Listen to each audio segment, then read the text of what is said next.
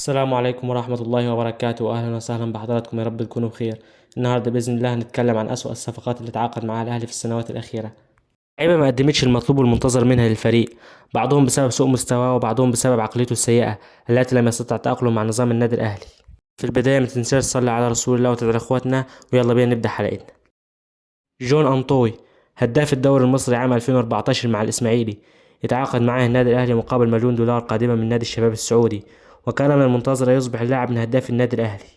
لأن اللاعب لم يشارك كثيرا بسبب عدم الإقتناع بمستواه، لعب مع الأهلي 29 مباراة فقط، سجل 10 أهداف. كده بدأ يطلع إعارات لمصر المقاصة، وفي النهاية انتقل لهم بشكل رسمي وما قدرش يحقق أي حاجة للنادي الأهلي تذكر. مروان محسن، هداف الإسماعيلي أيضا عام 2015-2016 برصيد 14 هدف، انتقل في الموسم اللي بعده للأهلي، وبداية اللاعب كانت جيدة، بس لعنة الإصابات بدأت تطارده، وأصيب بالرباط الصليبي مع المنتخب في أفريقيا 2017. وبعد كده لما عاد ما قدمش المنتظر منه. لعب مروان محسن مع النادي الأهلي 120 مباراة، سجل 23 هدف فقط، وبعد كده انتقل لنادي فيوتشر حاليا.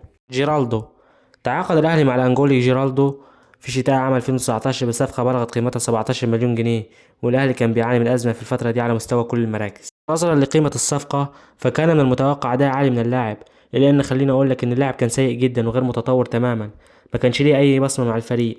الحاجة الوحيدة اللي تذكر له إنه سجل واحد من أهم أهداف الأهلي في مرمى سموحة، اللي كانت سبب من أسباب تتويج الأهلي بالدوري على حساب نادي الزمالك. لعب جيرالدو مع الأهلي 45 مباراة، سجل 5 أهداف وصنع 7 أهداف في موسم ونصف، ودي أرقام سيئة بالنسبة للاعب محترف. أنتوني موديست، في ظل أزمة المهاجم اللي بيعاني منها الأهلي حاليا، تعاقد الأهلي مع المهاجم الفرنسي أنتوني موديست، والكل كان متفائل باللاعب لأنه كان بيلعب قبل كده بروسيا دورتموند، يعني بيلعب في مستويات تنافسية أعلى.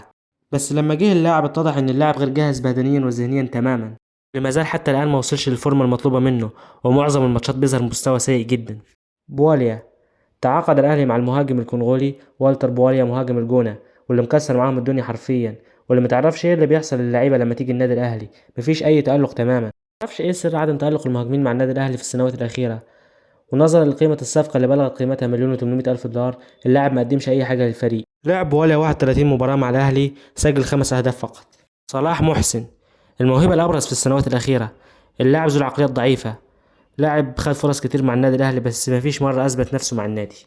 تعاقد الأهلي معه قادمة من إنبي مقابل 45 مليون جنيه، وده رقم ضخم، واللي فتح الباب قدام كل الفرق إنهم يتعاقدوا مع اللعيبة بمبالغ ضخمة حاليا.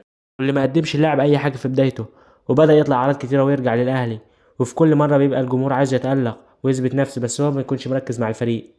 لعب 99 مباراة مع الأهلي، سجل 17 هدف فقط. وبس كده يكون دول أسوأ 6 صفقات تعاقد معاهم الأهلي في السنوات الأخيرة. اكتب لي في التعليقات إذا كان في لعيبة تستحق فرص أكتر من كده مع الفريق، وشايف من وجهة نظرك إن في لعيبة ما قدمتش أي إضافة للأهلي. وفي النهاية ما تنساش تصلي على رسول الله وتدعي لإخواتنا، وأشوفكم على خير، والسلام عليكم ورحمة الله وبركاته.